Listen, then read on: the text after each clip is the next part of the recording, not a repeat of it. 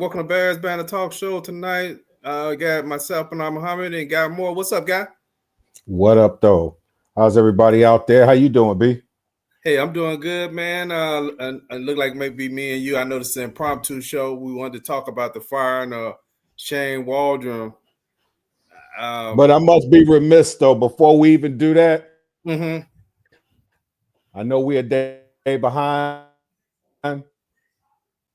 Happy Veterans Day to all you vets out there that serve. Thanks for keeping us safe, and thanks for going on. Yes, sir. Hey, let me grab my. I just had to put that in there. I'm sorry. Oh, that's all right. Let me grab my charger. Let's see, my laptop is getting a little low. Oh, you got some nice pictures in the background. What's that? Man. Oh, yeah. Yeah, man. We were talking about that this morning. I'm sitting at the gig, and I'm like, what? They fired him, huh? Yeah. You know, Chicago Bears historically have had some bad coordinators on offense, and I don't think any of them been fired in the middle of the season in our lifetime. I mean, we could go back to guys like, man, I'm trying to think of some guys we had. We had John Shoup. I'm trying to think of we had some bad guys. Trestman was head coach and kind of calling the plays at the same time. Man, we just had a whole lot of bad offense. I mean, we had Bill Lazor recently. We just had Gessie. Well, we had a couple of guys in the 90s that was pretty bad. I'm trying to remember the guy we had that was running all the bubble screens with the 3 wide receiver sets. Shoot. Gary Croton. Yeah. I think that was his name, Gary Croton. So, hey, guy, what got us to this point already mid-season? I mean, what's your impression of what happened? Well, you know what? Something that we've had a habit with here in Chicago is we get the shiny new toy offensive coordinator, and you look at their resume of what they've done around the league, and you see the progress that they've made. And as soon as they come to the Chicago Bears, they start doing some Ringling Brothers, Barnum and Bailey circus stuff. Waldron, I've seen his 11 personnel, 12 personnel, 20 or 22, whatever it is. I've seen him have 3 tight ends on the line. Guys using blocking. You have one guy leak out. I'm looking at all this stuff that he was doing in Seattle, and I only saw a microcosm of it. You know, I don't know if people say it's personnel or what, but that's just like our thing, man. We get these offensive coordinators that look great everywhere else, and they come here and they suck. But you know, I think it's too much. I think it's too much of trying to, how you say, be innovative. You don't need to be innovative. You just need to run the ball and you need to pass the ball. And in the NFL right now, if you run the ball more than you pass the ball, you're going to be able to effectively pass the ball. I know you were a component of it because we sitting on the text and you were like, man, dude, about to pass 40 times. And I don't care who you got in the backfield. You can't run what? They said now they've gone to the place where now they've only run play action. I think we're last in the league in play action passes. We only run like 11% of the time. Well, I guess you can't run play action passes because you're not running the ball. So, but here's what it is, man. Hey, great points, guy. To me, I've said it before. Something happened during the bye week. I don't know exactly what happened, but to me, it seems like during that bye week, they coached Caleb in a way that has made him regress, and even the play calling and all that. Not that it was great before the bye, but you could see some of the concepts getting a little bit better. And I know some people are going to say, hey, well, you know, we played a lot of bad teams during that time. Well, guess what? The last 2 teams we played were not good teams either. And in both of those games, we got no points, no touchdowns. So what has been the regression offensively that have made this team kind of almost go backwards? And even when you look at the sack numbers were high the first 3 games. Then they leveled out, and it seemed like Caleb was getting rid of the ball fast. But since the bye week, he's been constantly sacked. He was sacked 9 times in this game, 6 times a game before, and a few times in the Washington game. Now, I will say some of those sacks are on Caleb, and I know last year when I would actually sometimes say some of the sacks was on Justin Fields, People would get mad at me for saying that, but sometimes sacks are on the quarterback. Sometimes the quarterback is actually holding the ball too long. Now there could be Mhm. reasons why a quarterback hold the ball too long. One could be he's not sure what he's seeing. Could be nobody is open. That's where it But is. yeah, it could be numerous of things, or they start getting hit so much, and you would think actually quarterbacks do two things if they get hit a lot. One, they get gunshot and they just start throwing it up for grabs, or two, they're a real tough guy and they start holding the ball longer because now they start getting used to taking the hits. So now they're just gonna hang in there and Mhm. wait on every route to develop, and they lose all rhythm. Yeah, see, you know what? Here's another thing that's tripping me out too. Go back to what Justin Fields. The one thing that they did the year before last is they're like, we need to have him in the pocket more. Okay, fine. You're gonna put him in the pocket, but what type of result are you gonna have if you put him in the pocket? If you got, and this is something that we've seen, and I'm starting to even see it more now. You got receivers that's halfway running routes. You know, a Doomsday is leading us in receptions. A Doomsday is like, I'm wide open, do whatever, you know. And don't get me wrong, and DJ Moore is always going to be a focal point. Then you throw it to Keenan Allen, he drops the ball. You get this whole concept of when you're trying to implement something, stay in the pocket.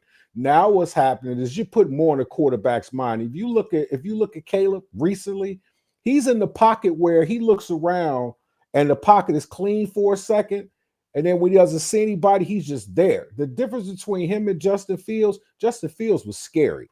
And I ain't mad at that either. He got scared that he would take off. But the prop and the plus side to that is now you're keeping the linebackers honest because they don't know if he's gonna run. The reason why he's getting sacked right now, Caleb can run, but he's sitting in the pocket and he's not instilling any fear in the linebackers. So they're like, okay, we can blitz the guy. Like on that one play that they broke off, it wasn't even a pass play, it was a run play where they went to the left, and if you looked on the right side, it was two guys already in the backfield, and you had your tight end leak out. And it's like, I don't know if that was a break off, like a miscommunication, but bottom line is when the players start tuning out, I don't care who you put in as an offensive coordinator, it's not going to work. I totally agree with you. I know Thursday we're going to do the show 2 minute drill with Christian, where we're going to talk about a little bit more of some of the problems we've seen specifically with Caleb Williams and the positives and the negatives, because I Yeah. know there's a lot of people that want to bail out right now. I mean, this is part of the rookie growth. I will say that when you watch a rookie quarterback, I say this all the time, and I know other people say the same thing. You should expect 4 to 5 real good games their rookie year. Mhm. And somewhere after that, teams are going to figure them out, and then they're going to hit that rookie wall. And at some point between them and coaching, they got to figure it out. And that's why normally you're going to see that big growth in their second year. So somewhere around 30 games, you kind of have an idea. So anybody who's saying he's a bust right now, they just being premature, or they probably were just people who hated him because he wore fingernail polish. I don't know. But that, He's a that's neither rookie. here or there. But to me, the real truth of why Shane Waldron was fired is because they just don't want to fire Flus yet. That's the real reason to me. Flus should not have been brought back at this point, because you kind of did the same thing of misaligning head coaches with quarterback drafts. That's not your coach has to be able to be there with that rookie quarterback, because one of the problems in the NFL is teams are not patient no more. The fans are not patient. Coaches on average get about 3 years now to kind of show their work. And between those first 3 years, they better have one winning season or they're probably out the door. The Right. problem with that is you have that fifth year option that actually mess with that time clock, which means Yep. now if they was in a rebuild in that first year when they draft that quarterback, they either gonna play him or play a veteran. Okay, Mhm. the management wants the veteran to play, right? Because they want to prove they Mhm. was right. Not the veteran. The management want the rookie to play. The Right. coach wants the veteran to play because the coach knows he needs wins, but the Mhm. management wants to develop the QB. So Right. now they're not aligned on what they want. But if it was a new coach, he's not in a hurry because they're on the same clock. So That's one of the things. And if you get a quarterback that high, the odds are you probably sucked the year before. Yeah. But I'd rather have a teacher that's a coach than a coach that tries to teach. Because the teacher that's a coach, his whole thing is, what can I do when this guy? And that was the reason why I got that one clip for Mike Tomlin. Mike Tomlin's been in the league, what? He's been around with the Steelers for 19 years or something like that, somewhere in there. I don't know how long, but he's been here forever. Mm-hmm. But his whole philosophy on coaching is the epitome of what I look for in a coach. A lot of coaches have this mindset, oh, kid, you were at a number one school, you were at Division One, you learn this stuff from Pee Wee, you should know this, and da da da da da. But this is what I'm gonna give you, and expect them to be able to do that. But then, what you do as a teacher who happens to be a great coach, it's not even micromanaging. You have different personalities, you have different skill sets. Now, what you do, if you're observant enough as a coach, you look and see what their strengths are and their weaknesses. And with their weaknesses, that's what you concentrate on when you're in practice. That's what you make them concentrate on the off season. And as they start getting it, you start feeding just a little bit in there. My problem with the whole thing, like with what happened with Justin Fields, is when he came in, okay, yeah, he was a pocket. He had played in the pocket at Ohio State. But as we've all said, his offensive line was like NFL offensive line. So he had 9-10 seconds to throw. So now you take that to whereas he's rushing, now he's standing there. They're like, you want to be a pocket quarterback? He's like, wait a minute. Every time I drop back, it's two dudes here. Well, I'm going to give them what they want. He gets sacked. Now with Caleb wants to prove that he can be a pocket quarterback. And I like his feet and all that other stuff. But the problem is there's nobody open. Go. And that's really, honestly, he's a rookie and he's going to make rookie mistakes. That's on the coach. The coach should be able to see this. And even if it's a push come shove situation, he's getting hit like that. It's like, okay, this is what we're going to do. We're going to pass this ball, but every time we drop back, we're going to max protect him. I just want to add to what you said is it looked like they're coaching him into just staying in the pocket. And I understand you want to start your basic foundation from passing in the pocket, but you drafted a guy that you knew who he was. He was a guy that he's magic once he get out the pocket. Yep. Let him be that guy. It's okay him being that guy. But when it comes to it, when he had to stand in there, throw it, that's fine, right? But they're trying to force him in, and plus he's trying to play in the pocket all the time. Force is the key word. You know what? This is one of the things that they've only done a few times this year, and they did it, I think, once this game. He should be rolling out of naked boots, not because he can't read the field. Right. He actually sees the field well, and he throws well on the run. And you get that mismatch. This is when you should be setting up throws to the tight end and stuff like that. And some of the reasons Shane Waldron is getting fired, we know the offensive line is bad, but it's not so bad that you can't get off a throw every play. All teams have done, in my opinion, the last 3 games and the first 3 games is put 6 men in the box. 6 men in the box. Okay, as an OC, you have to figure out what to do when teams put 6 men in the box. One of the dumbest things I keep seeing Shane Waldron do when they get 6 men in the box, he goes into this diamond trip formation that is close to the line on the right side of the field. Now, all of a sudden, you done congested the read area because not only is 6 men in the box, you done brought in the corner and the safety tight to the line. Now the quarterback has to sort through all that. Who's going to come? Now, if you're going to run the 3 wide receiver set, why don't you move the trip set as far away as you can from the line of scrimmage, right? Then that way you could kind of see who's committing to maybe coming, but you don't have all that congestion right there for the quarterback to try to figure through. Hey, what else you see going on, guy? Why they probably let Shane Waldron go? You got a tight end happy offense, but Komet has got 26 catches. I mean, in that type of offense, Komet is paramount. And it's no disrespect to DJ. In that respect, in that type of offense, Komet is probably one, if not the most important component that you have. Now, just say what you were saying. Just say you roll him out. One thing you do is you stretch the defense.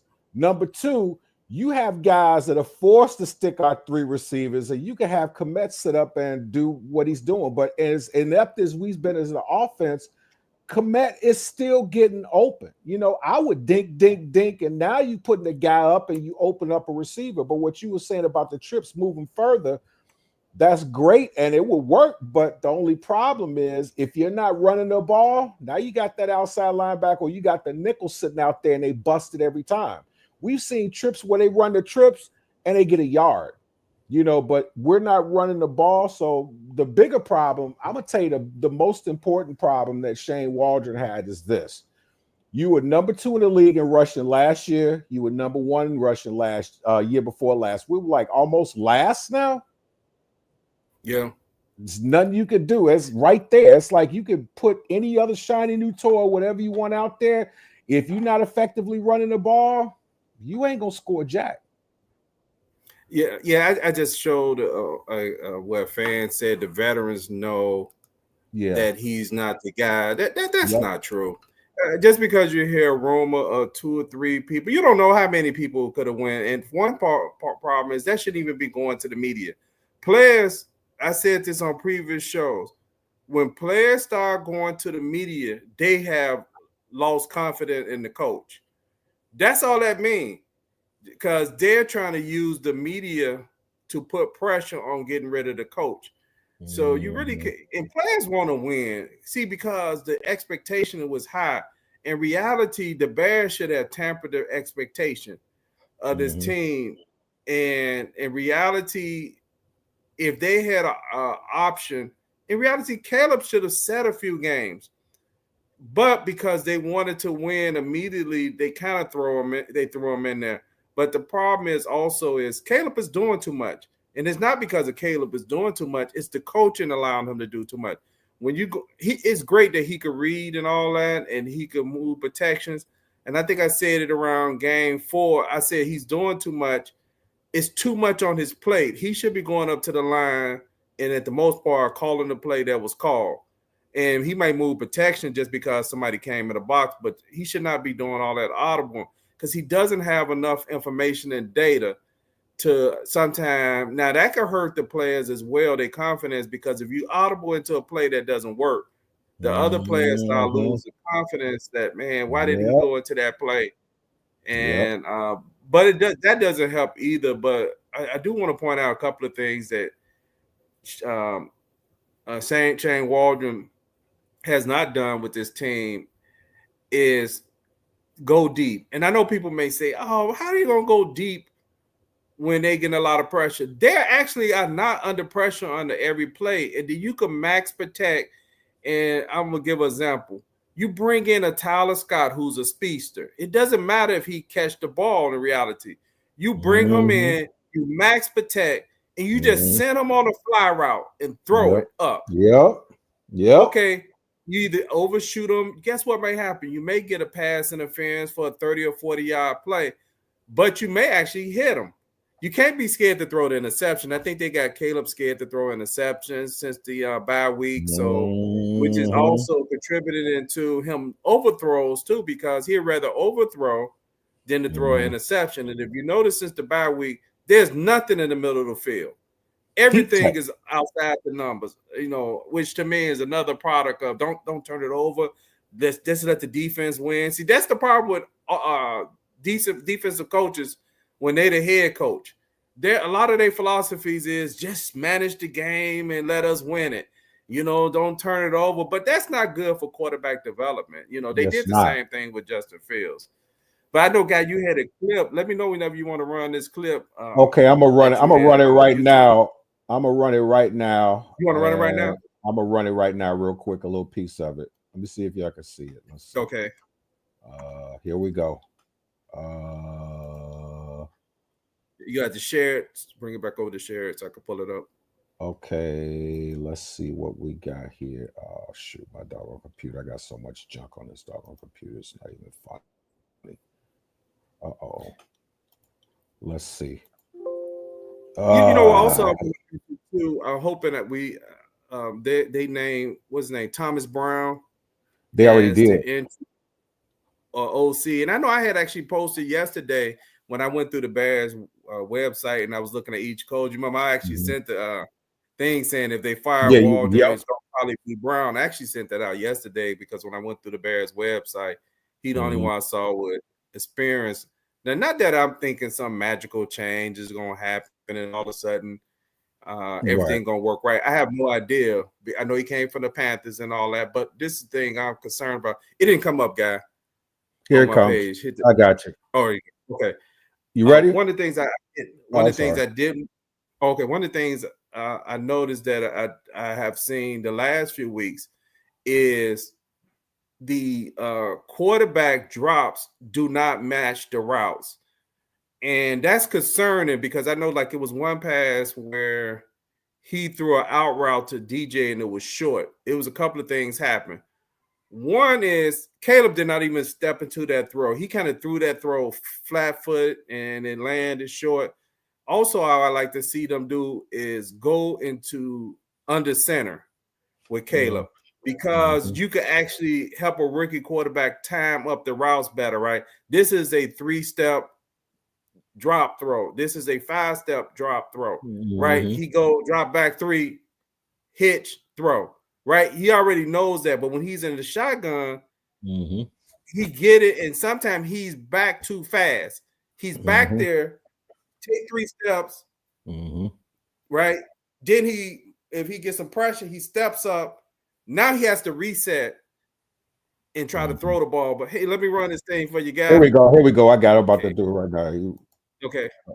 All right. And here we go. Right. And in an effort to do so, we better manage the collective and the individuals within the collective. I love to hear coaches resist the responsibility of coaching. What'd you say, Coach? Because they're easy to beat. What'd you just say, Coach?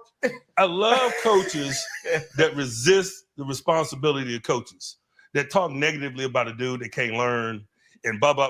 Man, if everybody could learn, we need less coaches. Yeah, that's real. Right? If the group didn't need management, then we wouldn't make as much. Yep.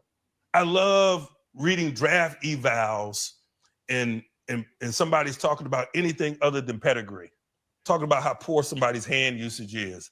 Well, that's coaching. I don't run away from coaching. I run to coaching. Love it. Okay. I had to put that out there and the reason why is because it is because there are too many. I see too many like bad coaches. They spend more time trying to be these players' friends than trying to be a coach. You've seen Mike Tomlin, like remember the one where the guy came off, hey, man, the whistle blowing, man. You know, it was like he was telling him, hey, don't do this, like a fatherly figure, but it wasn't disrespectful, but there was command in his voice. And the guy didn't make a mistake again, because guess what? No matter what Mike Tomlin does, Mike Tomlin can hang out and have beers with them and do whatever. But guess what? And I don't care if he's on the field or off the field, his players are going to call him coach. When you look at guys like Ryan Clark and guys, Troy Polamalu and all them guys that played for him, right now, Ryan probably, who knows, he'll get the Hall of Fame, but Troy's in the Hall of Fame. Troy calls him coach. You want to know why? Because they respect the hell out that guy. He's coached these guys.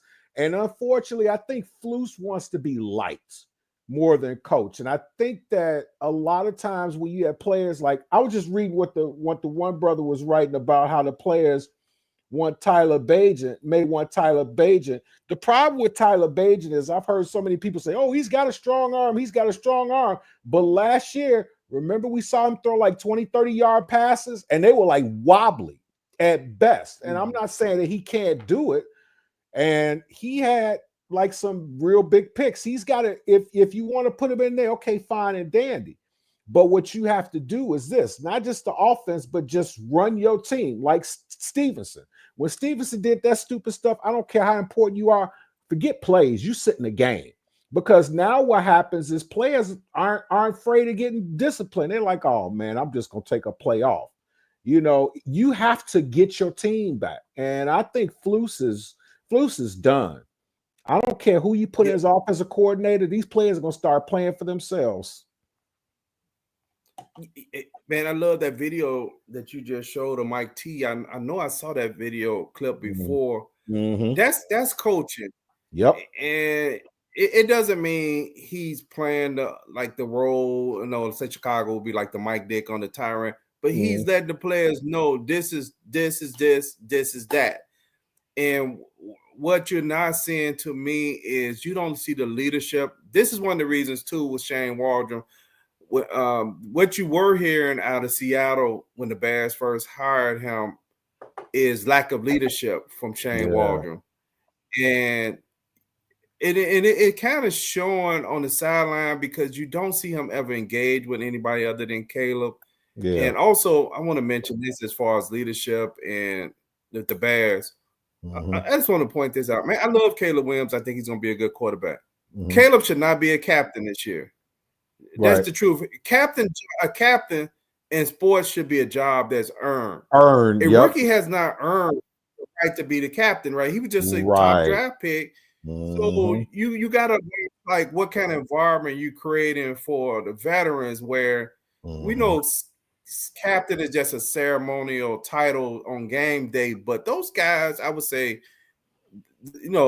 some of them want it and they earn it. Some people are not interested in being a captain, but let those captains be those veterans and stuff like that. I know you can't take that seat back. Well, you can't take the seat back, but at the most part, I thought the Bears coaching staff have not really showed leadership, starting with the head coach. I mean, there's stuff that happened on the sideline that, hey, sometimes guys need to be called into place. You know what? And you mentioned this earlier, guy. Look, I love DJ Moore. I think DJ Moore is a hell of a receiver. DJ Moore has been slacking, bumping his gums, making too many faces. Whatever the problem is, get it together. You need to be engaged. Somebody has to tell you either want to play or you don't want to play. We can't have this feeling like you still some kind of connected to Justin Fields. That's over. That's over. It's no slight on him. And I know some people may say, oh, he ain't here no more. DJ. Now, no, I'm not. The real reality. You signed an extension with a team to play with a rookie quarterback and have other receivers now. That's what you signed up for. Right. Your product, the real reality, the best friend to a rookie quarterback is what? Running game and the tight end. It's not the receivers. It's the running game and the tight end. So if you actually execute those two, all those other guys' productivity this year would be down. I mean, that's the truth of it. So, but look at this though. Think about this. We crack jokes about the Bears using the same plays from the 40s, but the truth of the matter is, if you got a coach that knows what he's doing, can coach, them plays from the 40s will work right now. You know what? The unfortunate thing, like you said, look, the Bears have had in the 70s had one of the worst teams in football, but what they could do was this. They knew Walter Payton was going to run the ball. They tried to stop him. They couldn't stop him. You had Bob Avellini, Vince Evans, you had Doug Flutie. You had all these guys that were able to get yards. You want to know why? Because everybody in the field knew, okay, they're in an I formation. Suey's up front. Walter's in the back. He's getting the ball. Let's stack the line. Let's see what we can do. And he get 15 yards. But guess what you did? Now you condense the defense. If I run a play action, just like you said, do a heat check, put a speedster in there. Now what you do is you're stretching the defense. And even if he doesn't catch it, now they're thinking. But I looked at the pass chart for Caleb. He had one long pass over 20 yards. Everything else was in a condensed box. So if you're thinking if I'm a linebacker or if I'm a safety, I can cheat up a little bit as a safety because I know it's not going to go over my head. But all these plays that we running, I see these offensive coordinators come up with these old razzle-dazzle trick plays, hike ball, give to running back, go through A-B gap, hike ball, give it through the guy, have him run a trap. Like you were saying, ain't nothing wrong with running the ball 3 times in a row because guess what? Even if they run it 3 times in a row and you get stopped and you have to kick it off, the next go round, you're giving the defense something to think about. But if you're not running the ball, how the heck is you going to stop a pass rush? Yeah, exactly. You know, like I said, it's no a reason that Shane Waldron was fired. And I do think a lot of it is I just break down some things I think I saw. No real flow to the game. The first 2 games, they went into the game with no scripted plays. So now you actually putting it on a rookie quarterback to just go out there, and everybody was, and the players had to actually go to him and say, "Hey, let's start out with scripted plays." Okay, then the next time they're telling you we need to be coach harder. Like, why do they have to say that? I mean, you would think that. I mean, when the last time you heard a professional team talking about the coach is not coaching us hard enough? Now they're not saying belittle us. They just saying take some leadership role. And I believe this led to them having lack of confidence in them, along with like dumb plays that make no sense. I'm gonna get another as an example of things that we know was leading up to this. That speed option play on the goal line with the Colts, dumb. The play to Kramer on the goal line, dumb. You know, and if y'all practice that 100 times, then that's dumb on y'all part because you're wasting a lot of practice time on a play that makes no sense. You got Johnson, that's your power back. He's pretty much money in the bank on the goal line. Now, here's the thing, too, guy. If you look at the last game, because they didn't get too many short yardage, why is Johnson not getting more reps in the game? Why is Swift running up the middle? Correct. You got two different, Correct. You got two specifically different types of backs who could just basically put you in a situation that's ideal. Johnson is that guy. They know he gonna get the ball. They know he coming up the gut, and they know when y'all hit him, it's gonna hurt. Now, guys, a little more tentative. You take Swift, who's more of, I call him more like a finesse back. He's not gonna run nobody over. He's gonna run past guys and finesse guys. Why you run him through an A and B gap? Why you run him close on a doggone? You out here running through it like a zone run, but you got him running real close and running real slow. His strength is getting him out there and getting him going. But you got Johnson. Yeah. Johnson beats up the players. Now the guys in the middle are tired of getting hit. You got Swift coming outside. Now you got these guys going back and forth, back and forth, back and forth. Now the linebackers are like, okay, they're going to run a play action, but they're not going to run a play action. They're going to run a draw, and they sitting right there. He run a play action. You got at least one or two receivers open. Man. It's so true. So bang, and you know what? And the only personnel, and I bring that up because the only personnel changes you see to me is when they go to a heavy package and they're bringing in maybe going into 13 personnel and they trying to bring in extra guys to block. But other than that, I've been puzzled. I mean, I don't know how he's been in practice, and I'm not no misunderstand saying he's like no great guy because he dropped a lot of passes last year. But I am confused that other receivers do not come in the game at all. You know, it's like they stick with the three same guys, and to me, they use them all totally wrong. They use them all totally wrong. They to me, they got the X, Y, and Z all jumbled up.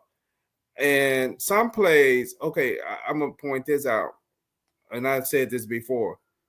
Kenan Allen is freelancing too much, and sometimes his routes are too close to DJ Moore, and sometimes they're too close to Komet when Komet is on the field. Okay, now that worked in the Chargers because his quarterback was used to playing with. Right, exactly. Because Ocho Cinco was good at freelancing, but when he got to the Patriots, that didn't work for Tom Brady because Tom Brady is a precision passer. He doesn't expect you to be here and you run a sight adjustment routes and the rookie quarterback trying to figure out where you're going to be. The other thing is when they do throw some passes to DJ other than the bubble screen, why these throws got to be so difficult? I mean, they'll have DJ Moore all the way in the corner, 15 yards running almost like a fade route where the quarterback has to throw the ball 25 yards up the field over the man that's covering Kenan Allen and drop it in right before DJ. Why can't DJ run a crossing route? Why can't DJ run something? He might be scared. Why can't he run a quick out? See, and I think too, another issue, which is the one we've always showed out as a glare. Caleb Williams is 9 games into his professional career. Now, I did the same due diligence with Justin Fields. I said, you know what? You got to give him 40 games, 30, 40 games to see what he has. You can see he has all the tools. Right now, he's overthrowing balls. He's to me, the problem that I'm seeing is he's throwing I seen him throw a bubble screen and the ball's way over the guy's head. And I think what it is his mind is going like, I got to get rid of it. I got to get rid of it. Because guys aren't blocking or doing whatever, but there's ways to alleviate that. I mean, there's nowhere in the world you can't tell me with the offensive line that we have right now that we can't be successful running the ball, because we almost virtually have the same offensive lines we've had for the last year or two, and we breaking off yards. But the problem now is, like I said, the main problem is what you said. Caleb should not have been the captain. How can you as a rookie 9 games in tell me as a veteran what goes on? If I've been in a stellar offense and I know that I look at my quarterback, if I say I'm running a 7-yard out, okay, if I see the cornerback, what the cornerback does, if the cornerback is playing up on me and I look in the middle and we got a linebacker, your middle linebacker is kind of stepping out in the zone thinking that they're going to pass, I'm automatically tuned into my quarterback, and we've worked enough to where that 7-yard out is going to be a slant without me having to say it. He doesn't have that experience with these guys, and Keenan Allen is out here running around like he got a veteran out there. Caleb can't read your mind because he's only played with you this year. Now, I can see 2 years down the line, but I don't even think is Keenan going to be here 2 years from now? Right, right. Those are great point, guys. So that's some of the things too. How do you get the ball in their hands? But you still got to go back running. And you mentioned earlier in the broadcast about the lack of play action they've done, or where they ranked that in the league. You can't play action when you don't run or commit enough to the run. Right. But that's on coaching. Like this last game where they lost to the Cardinals, what was it, 19-3? Okay, the first thing first, both of your starting tackles are out. Okay, even with that, you should already know we're going to have a heavy dose of running, because now you're putting too much responsibility on those backups.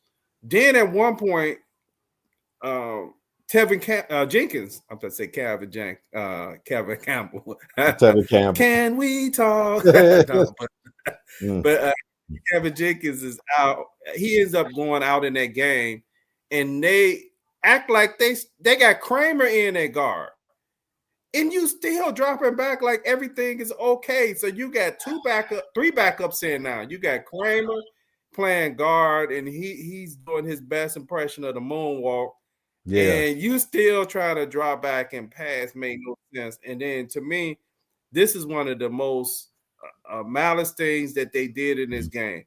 Yep. With about less than 2 minutes left, you're down 19-3. You haven't had a first down probably since halftime, and you still got your starting quarterback in there, and he gets sacked 2 more times.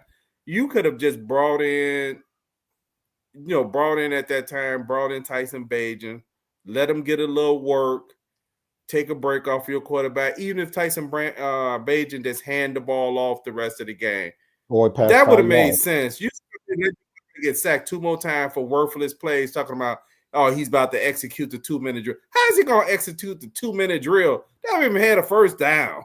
Right. I got a 2-word curse word. Matt Pryor. You see them 2 consecutive. I'm like, I mean, okay, the word that we going to say, I'm going to say dysfunctional, because the inmates are running the asylum, and that lets me know that Flus wants to be your friend more than he wants to be a coach. You can't think of a top-notch coach when you got guys like 2 straight calls like that. That next series, he probably going to sit down. You bring somebody else in there, number 1. Number 2, you keep running the ball, what happens is good things happen. You have 2 things happen. Number 1, you're giving your running backs more confidence. Number 2, you give your offensive linemen more confidence, knowing that they can block so they can run. But you run a ball, you get 1 yard. You pass, incomplete. Third down, you got a 3rd down and 9. You pass for 6 yards. Now you kick the ball off. And what happens the next series and the next series is the same thing. So the offensive line is almost like this. It's almost like they shell shocked and don't know what to do. I would be, you know what, me personally, run the ball 40 times a game. Just running 40 times. And we're going to lose because right now, to be quite frank with you, I want to be optimistic. But, dude, right now, the way it looks, we might be losing these next 8 games. That's a high possibility because there's turmoil in the Bears. And like you said, you can't let the inmates run. You can't let the inmates run. And not that the players are inmates, but you know what? Right. At some point, the player's job is to execute plays. And I know me and you, and I know we be arguing with Jay for the last several years, going back to Nagy on this. Yeah. When players are getting false starts, I know you and I agree on this. That's coaching. That's coaching because the players are lacking discipline. There's no consequence to them having false starts. I know we always argue with Jay about that, and I know some responsibility do fall on the players. But if it keeps happening, that means there is no accountability is being held to them, so they keep doing it. And so one of the things that you saw in that last year, Nagy, is you start seeing more false starts. The Bears started out with a lot of false starts this year. They got good right in the middle. Since the bye week, they getting a lot of false starts. So now you got first and 15 because of a false start. Then don't let you get sacked right after that. Now it's second and 22 or something, right?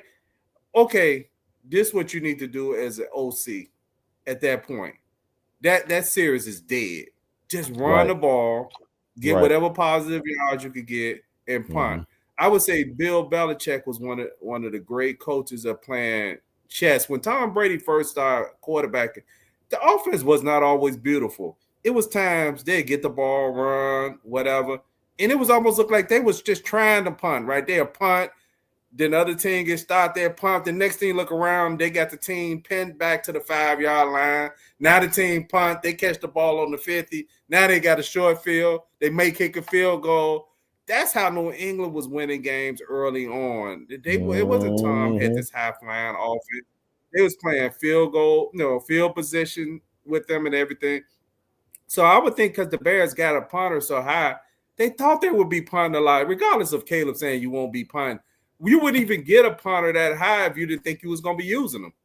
Right. That's true, man. I mean, it's what the way I think a lot of times fans more so they base their opinions on things that they see with our squad and they don't realize. Like with Jay, when Jay was talking about, oh, it's not on coaching. Technically speaking, it wouldn't be on coaching if you had a quality football team with a quality coach on there. I mean, I completely get what he said. I 100% completely get what he's saying. But in this instance with the Bears, it absolutely is the coaching, because if you got guys that are getting 2 false starts in a row or even 2 false starts in a short period of time, now he got to reset. But the players, you have to, like I said, before, I ain't your friend, I'm your coach. What type of fear am I going to instill in you if I let you get away with it? Now you ain't even thinking. It's like, man, you looking all over here and all this stuff. But if you put some fear in a person to know that their position might be up, and people will say, oh, they go to another team and such, but people don't understand what the league is like. If you're getting all these false starts with other teams, don't think these other teams don't see that. But you go to a quality team, that same thing, you get 1 false start, you're like, oh, it's okay. Now you get whistled out and looking stupid, and your coach is like, say something else, and you'll never play again. You got to instill some type of fear, I wouldn't say fear is the word.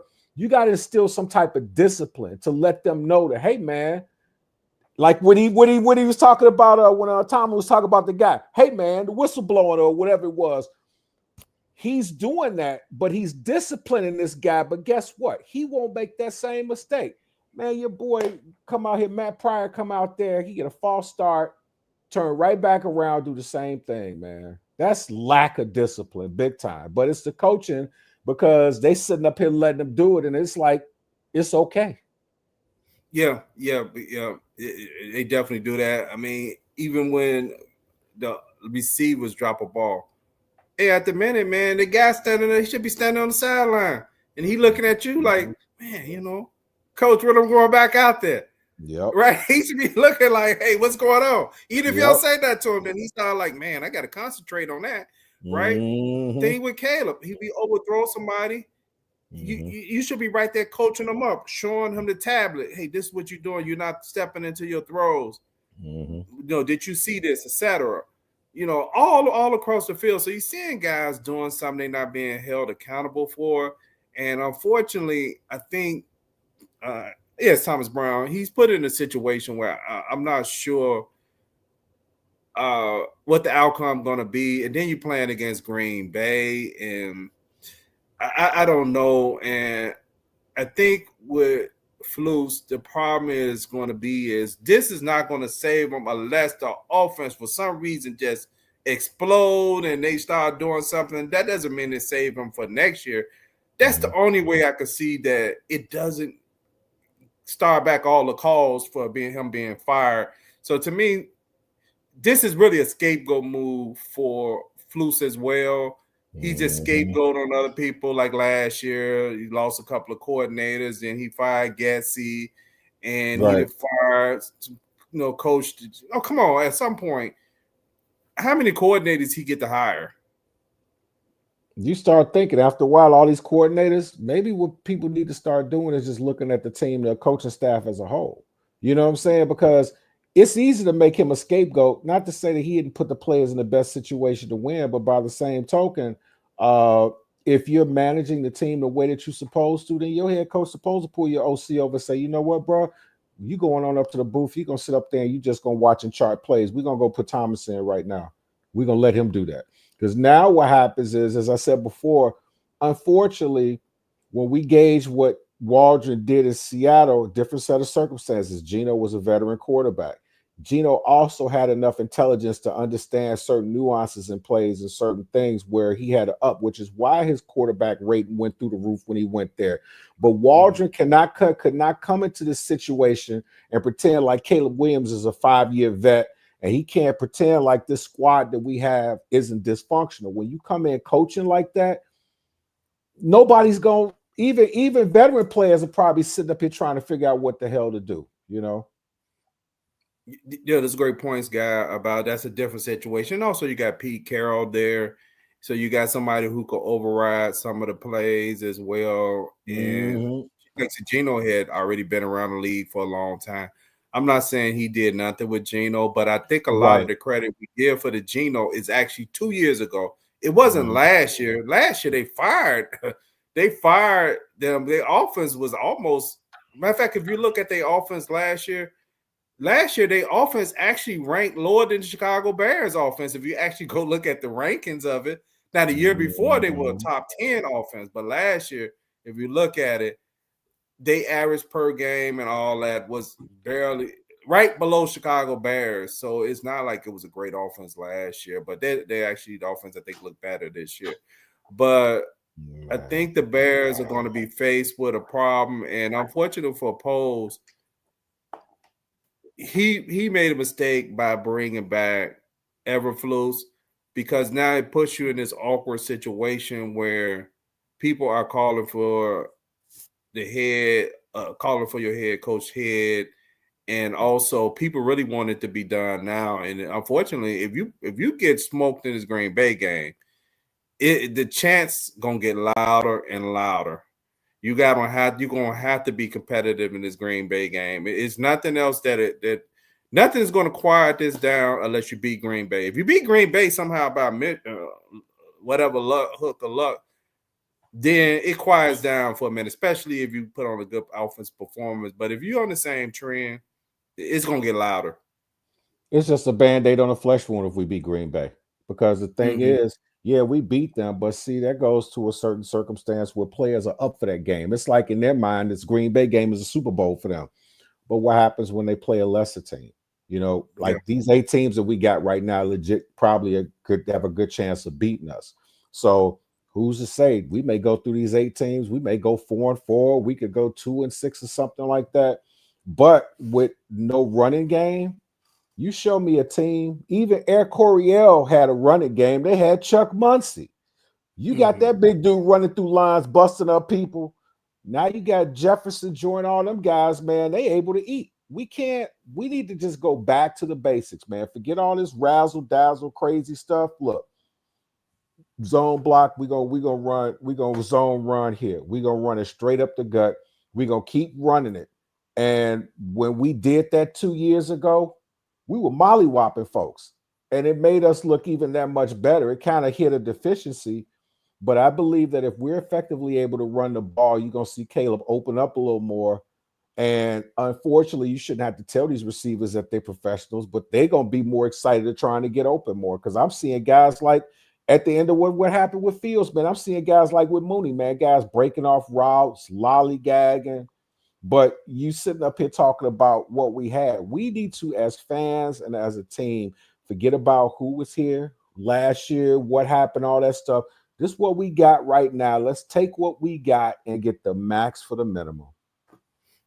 Great job. Hey, thank everybody who's watching tonight. Hit the subscribe button. This is a special edition of Bears Banter tonight to address the firing of Shane Waldron. I mean, we'll be back Friday with the pregame show. And guy, you're so right. I mean, I know as fans, a lot of times we love players and we kind of get stuck in the past. And unfortunately, I would say, you know, when you look at the Bears, history of the Bears, finding a quarterback has been evaded us. It's like evaded us. It's a lot of franchises that have Cleveland.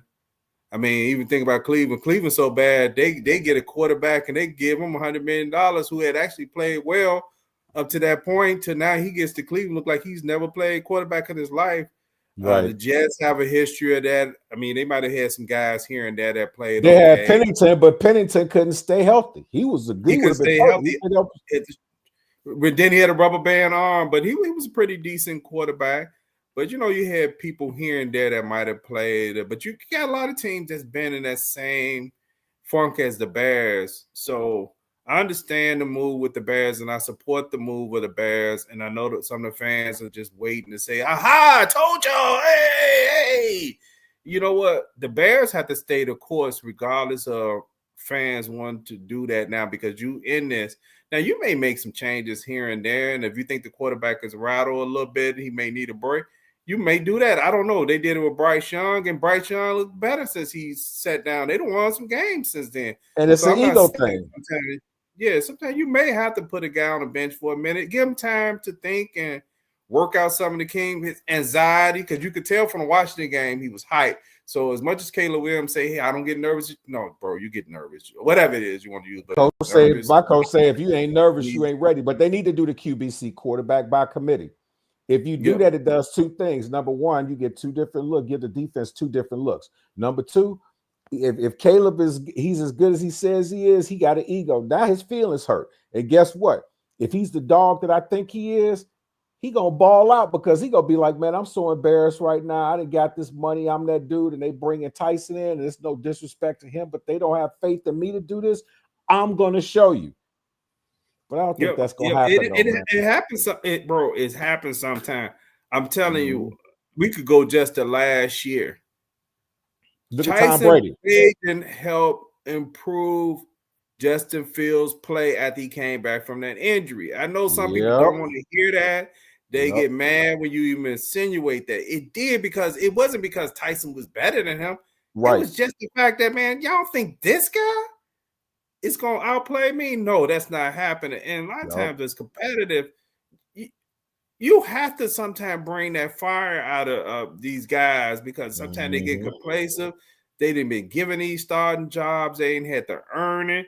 And that's why I'm saying, hey, when guys get to dropping passes, hey, they need to be held accountable. Like, hey, man, what you got, butter on your hands? Even the other players got to hold the guy accountable.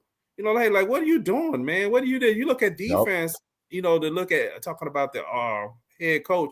You look at defense, you can't stop the run right now.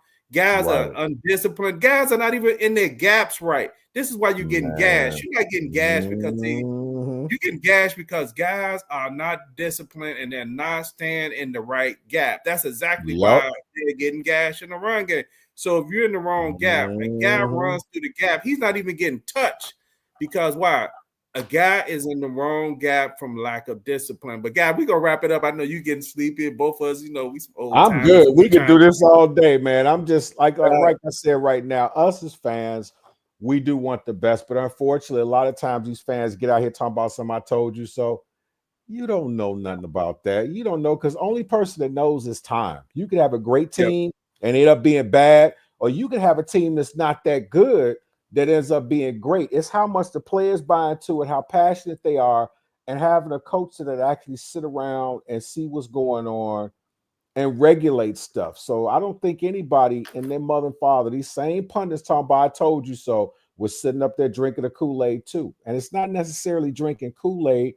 It's the fact that we're looking at the components and the pieces that we have and the possibilities we have. We weren't able to foresee that we'd have an offensive coordinator that did something inept, or even more so, a head coach who allowed the offensive coordinator to do that, and he just sat back like this. So, yeah. And then sometimes your coaching overcomes some of the mistakes that happen. I mean, there's no matrix that says, for example, Pat Mahomes is playing good this year. Pat Mahomes is playing like trash this year. Great quarterback. He's playing like trash this year. But the team is so good that they able to overcome him not playing so well.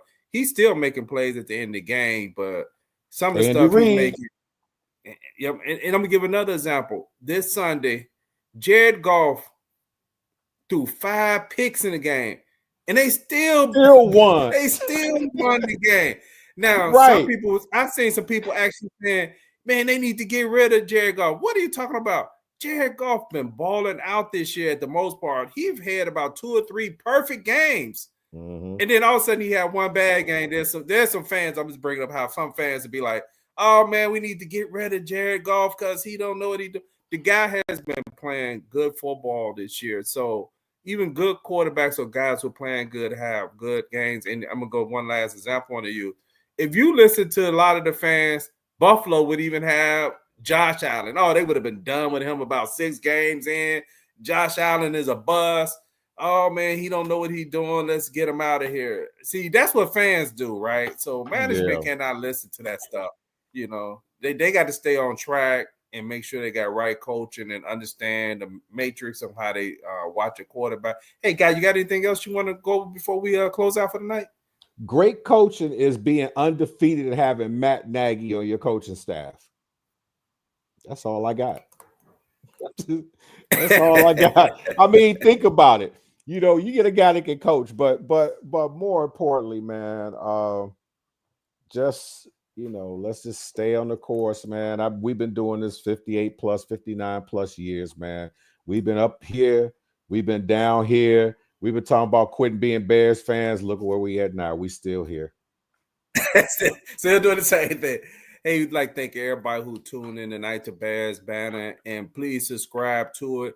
We at about 808 subscribers on YouTube. So our next goal is to get to 900 subscribers on YouTube. We want to make Bears Banter the #1 show that you tune into when you want to get your Bears news. So keep tuning in to our content. And on Thursday, we're going to have a 2-minute drill, which is with Christian Jones and Demarion Hampton, where they talk about the quarterback play. And on Friday, we'll be back with Bears Banter Talk Show, talking about the predictions for the game against Green Bay. All right. Hey, until next time. Hold on, let me get my stuff queued up right. Hey, until next time, peace.